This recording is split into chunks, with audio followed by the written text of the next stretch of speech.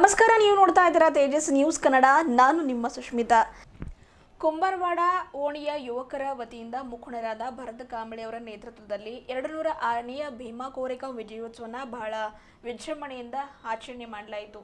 ಈ ಒಂದು ಭೀಮಾ ಕೋರೆಗಾಂವ್ ಮಾದರಿಯ ಸ್ತಂಭದ ಮೆರವಣಿಗೆಯನ್ನ ಬೇದರ ನಗರದ ಕುಂಬಾರವಾಡದ ಭವಾನಿ ಮಂದಿರದಿಂದ ಹೊರಟು ನಗರದ ಪ್ರಮುಖ ವೃತ್ತ ರಸ್ತೆಗಳ ಮೂಲಕ ಹಾದು ಅಂಬೇಡ್ಕರ್ ವೃತ್ತ ತಲುಪಿತು. ಮೆರವಣಿಗೆಯುದ್ದಕ್ಕೂ ನೀಲಿ ಧ್ವಜವನ್ನು ಕೈಯಲ್ಲಿ ಹಿಡಿದ ಯುವಕರು ಭೀಮಾ ಕೋರೆಗಾಂವ್ ಸೇರಿದಂತೆ ಡಾಕ್ಟರ್ BR ಅಂಬೇಡ್ಕರ್ ಅವರ ಹಾಡುಗಳ ಡಿಜೆ ನಾದಕ್ಕೆ ಯುವಕರು ಕುಣಿದು ಕುಪ್ಪಳಿಸಿದರು. ಈ ಕುರಿತಂತೆ ಮುಖಂಡರಾದ ಭರತ್ ಕಾಂಬ್ಳೆ ಅವರು ಮಾತನಾಡಿ, ಸತತ 3 ವರ್ಷಗಳಿಂದ ಈ ಒಂದು ಭೀಮಾ ಕೋರೆಗಾಂವ್ ವಿಜಯೋತ್ಸವವನ್ನು ಕುಂಬಾರವಾಡ ಯುವಕರ ವತಿಯಿಂದ ಆಚರಣೆಯನ್ನು ಮಾಡಲಾಗ್ತಿದೆ.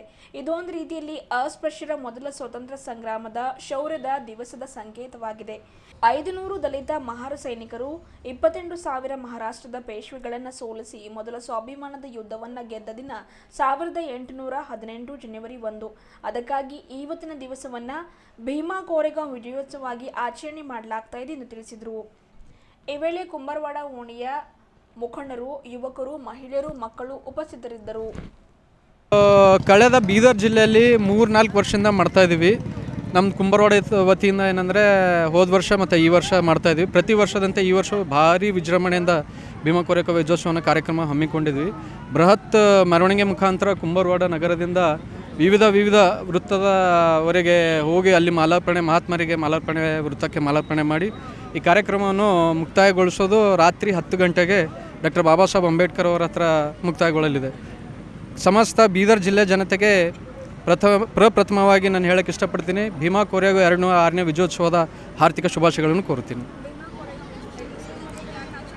ಇವತ್ತು ಭೀಮಾ ಕೋರೆಗಾಂವ್ ವಿಶೇಷತೆ ಏನಂದರೆ 500 ಮಹಾರ್ ಯೋಧರು ಪೇಶ್ವೆಗಳನ್ನು 28,000 ಪೇಶ್ವೆಗಳನ್ನು ಸತತವಾಗಿ 12 ಗಂಟೆ ಕಾಲ ಅದೊಂದು ಭಾಳ ದೊಡ್ಡ ಪ್ರಮಾಣದಲ್ಲಿ ಒಂದು ಯುದ್ಧ ಆಗಿತ್ತು. ಅದು ಒಂದು ಇತಿಹಾಸ ಇದೆ.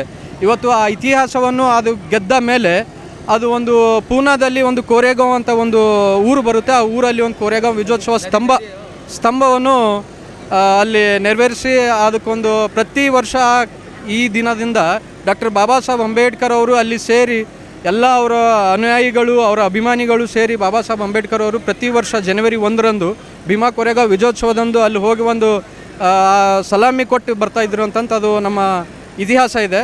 ಅದು ನಾವು ಪ್ರತಿ ವರ್ಷದಂತೆ ಅವ್ರದ್ದು ಬಂದ ದಾರಿಯಲ್ಲೇ ನಡ್ಕೊಂಡು ಬರ್ತಾಯಿದ್ದೀವಿ ನಾವು ಕೂಡ. ಮತ್ತು ಕುಂಬಾರವಾಡದ ಓಣಿ ಜನತೆಗೆ ಭೀಮಾ ಕೋರೆಗಾಂವ್ ಹಬ್ಬದ ವಿಜಯೋತ್ಸವದ ಹಾರ್ದಿಕ ಶುಭಾಶಯಗಳು ಕೋರುತ್ತಾ, ಎಂದಿನ ಹೋದ ವರ್ಷವೂ ಕೂಡ ಈ ವರ್ಷವೂ ಪ್ರತಿ ವರ್ಷವಾದಂತೆ ಈ ವರ್ಷವೂ ಭೀಮಾ ಕೋರೆಗಾಂವ್ ಉತ್ಸವವನ್ನು ನಮ್ಮ ಎಲ್ಲ ಯುವಕರಾಗಿ ಭರತ್ನಾಗಾಗಲಿ ಸದಾನಂದ ಗಂಗಾಳಿ ಎಲ್ಲರೂ ಗಲ್ಲಿ ಓಣಿಯರು ಕುಂತು ವಿಜೃಂಭಣೆಯಿಂದ ಹೋದ ವರ್ಷವೂ ಆಚರಿಸಿದ್ದಾರೆ. ಈ ವರ್ಷ ಕೂಡ ವಿಜೃಂಭಣೆಯಿಂದ ಆಚರಿಸಿದ್ದಾರೆ. ಹಾಗೆ ಮುಂದಿನ ವರ್ಷವೂ ಹೀಗೆ ಆಚರಿಸಲಿ ಅಂತ ನಾವು ಹೇಳಿ, ಹೀಗೆ ಊರಿನಲ್ಲಿ ಮತ್ತು ಏರಿಯಾದಲ್ಲಿ ಎಲ್ಲ ಖುಷಿ ಸಂಭ್ರಮ ಹೀಗೆ ಇರ್ತಾ ಇರಲಿ ಅಂತ ಹೇಳಿ ಎಲ್ಲರಿಗೆ ನಾವು ಇನ್ನೊಮ್ಮೆ ಶುಭಾಶಯ ಕೋರುತ್ತೆ. ಶಿವಕುಮಾರ್ ಅಂತ.